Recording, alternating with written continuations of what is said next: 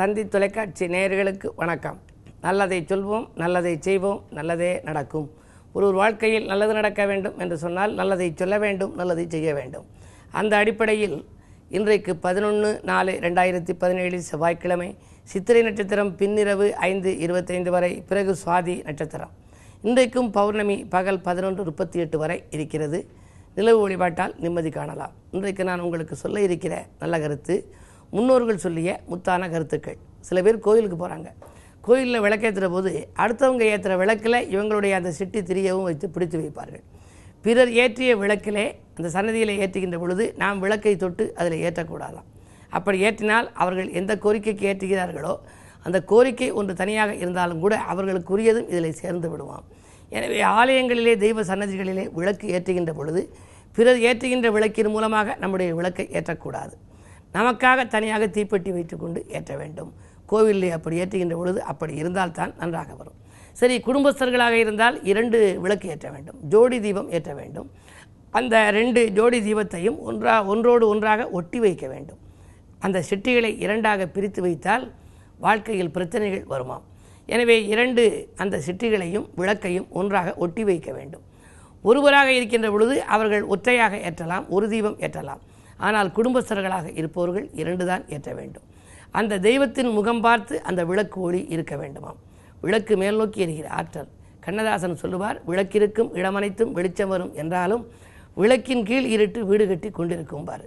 விளக்கு என்றால் விளக்கம் தருவது, அந்த இடத்திலே உள்ள இருட்டை விளக்குவது. நம் வாழ்க்கையிலே இருள் சூழ்ந்த வாழ்க்கையாக இருப்பவர்களுக்கு ஒளிமயமான வாழ்க்கையை கொடுப்பது விளக்கு. அதனாலே தான் விளக்கேற்றி வழிபாடுகளை நாம் மேற்கொள்கின்றோம். வீதியில் போகிறோம், அந்த வாகனங்களில் என்ன எழுதியிருக்கு?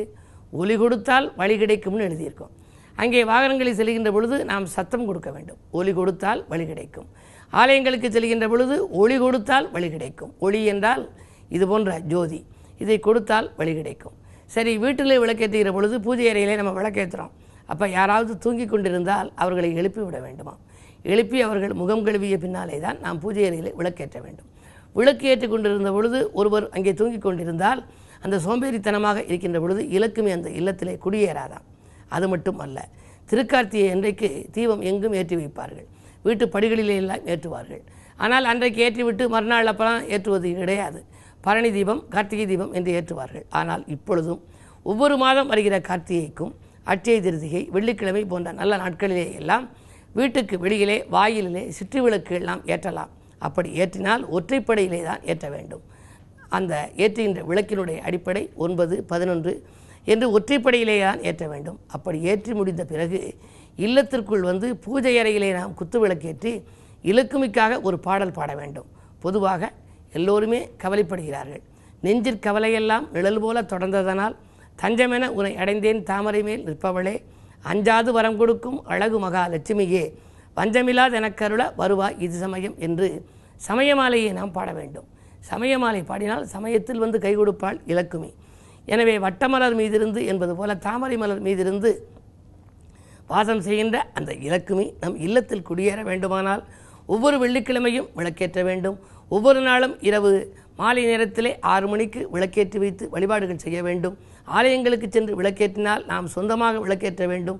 மற்றவர்கள் ஏற்றிய விளக்கிலே நம்முடைய விளக்கை வைத்து பிடிக்கக்கூடாது, பற்ற வைக்கக்கூடாது.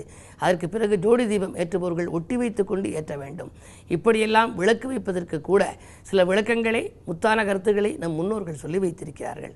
அவற்றையும் நீங்கள் கடைபிடித்தால் உங்களுக்கும் ஒரு ஒளிமயமான எதிர்காலம் அமையும் என்ற கருத்தை தெரிவித்து இன்றைய ராசி பலன்களை இப்பொழுது உங்களுக்கு வழங்கப் போகின்றேன். மேசராசி நேயர்களே, அடிப்படை வசதிகளை பெருக்கிக் கொள்ளும் நாள். இன்றைக்கு நீங்கள் ஆலோசித்து எடுத்த முடிவால் உங்களுக்கு வெற்றிகள் கிடைக்கும். உங்கள் ராசிநாதன் 2ஆம் இடத்திற்கு வந்துவிட்டார். எனவே பணப்புழக்கம் நன்றாகவே இருக்கும், மனக்குழப்பங்கள் அகலும். இருந்தாலும் கூட செவ்வாயை சனி பார்க்கிறார். அப்படி சனி செவ்வாயை பார்ப்பதனாலே வாக்கினால் ஏதாவது நீங்கள் சொல்லிவிட்டால் பிறகு நிறைவேற்ற முடியாமலும் போகலாம். வீண் பலிகளுக்கும் ஆளாக நேரிடும். எனவே மாலை நேரத்தில் கொஞ்சம் கூடுதல் கவனம் தேவை. குறிப்பாக இன்றைக்கு கிழமையும் செவ்வாய் என்பதால் முருகப்பெருமான் வழிபாட்டை மேற்கொள்ளுங்கள். ரிஷபராசி நேயர்களே, நீங்கள் மிக மிக கவனமோடு செயல்பட வேண்டிய நாள். செவ்வாய் சனி பார்வையில் இருப்பதால் உடல்நலத்திலும் சீர்கேடுகள் ஏற்படலாம். ஆரோக்கிய தொல்லைகளும் உண்டு. அருகில் இருப்பவர்களாலும் தொல்லைகள் ஏற்படலாம். விரயங்கள் கூடுதலாக இருக்கும். எனவே நீங்கள் இன்றைக்கு எதையும் ஒரு முறைக்கு பல முறை யோசித்து செய்வது நல்லது. அது மட்டும் அல்ல, ஆரோக்கியத்தில் ஏதாவது அச்சுறுத்தல்கள் தோன்றினால் உடனடியாக நீங்கள் மருத்துவ ஆலோசனைகளை பெறுவதுதான் நல்லது. குறு பார்வை இருப்பதால் மலை போல் வந்த துயர் பனி போல் விலகலாம். மாலை நேரத்தில் வரும் பயணங்களை ஏற்றுக்கொள்வது நல்லது.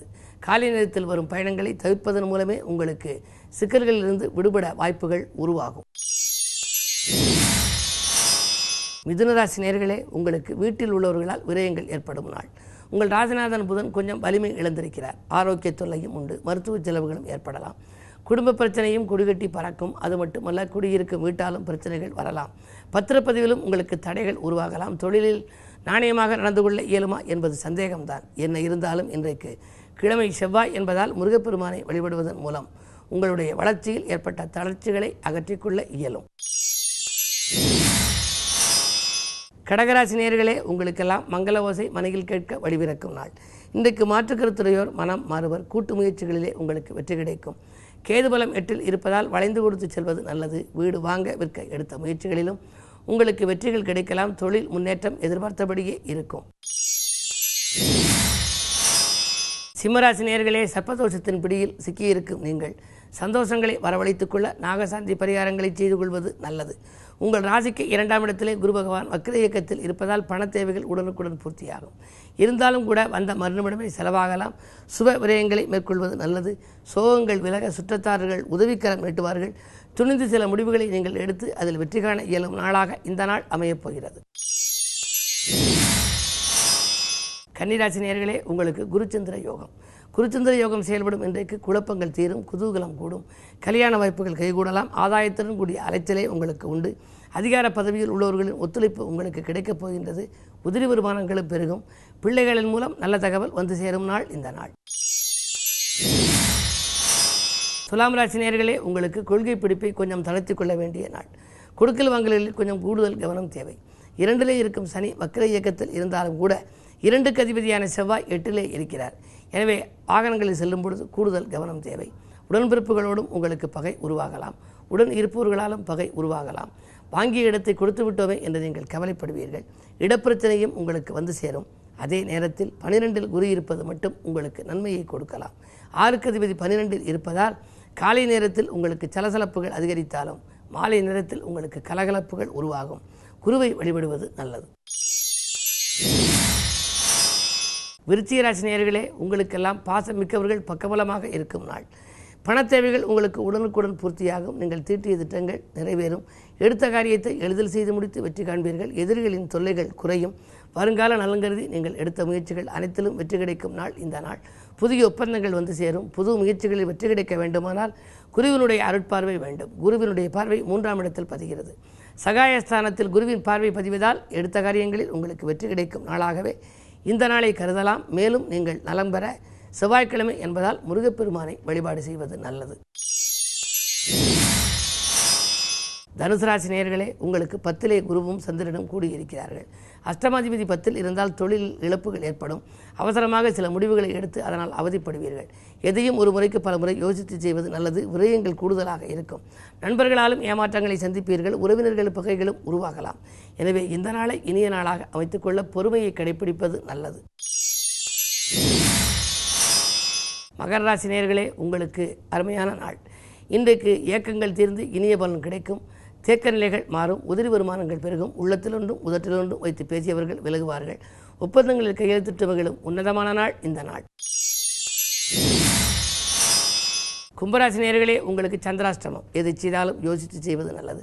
ஆன்மீக நாட்டம் அதிகரிக்கும். பக்கபலமாக இருப்பவர்கள் சிக்கல்களை கொண்டு வந்து சேர்க்கலாம். அவர்கள் விலகுவார்கள். அது மட்டும் அல்ல, செவ்வாய் 4ஆம் இடத்தில் இருப்பது ஒரு வழிக்கு நன்மைதான் என்றாலும் சனியினுடைய பார்வை செவ்வாயில் பதிவதால் குடும்ப சுமை கூடுதலாக இருக்கும்.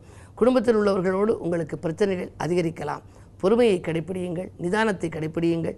அது மட்டுமல்ல, எதை செய்தாலும் ஒரு முறைக்கு பல முறை யோசித்து செய்வதன் மூலமே உங்களுக்கு நன்மைகள் ஏற்படும். வழிபாட்டில் கவனம் செலுத்தினால் வளர்ச்சியில் தடை ஏற்படாது. மீனராசி நேயர்களே, உங்களுக்கு மாலை 4:32க்கு மேல் சந்திராஷ்டமம். அதுவரை நீங்கள் கலகலப்பாக இருப்பீர்கள். அதற்கு பின்னால் தொட்ட காரியங்களில் வெற்றி கிடைக்குமா என்பது சந்தேகம்தான்.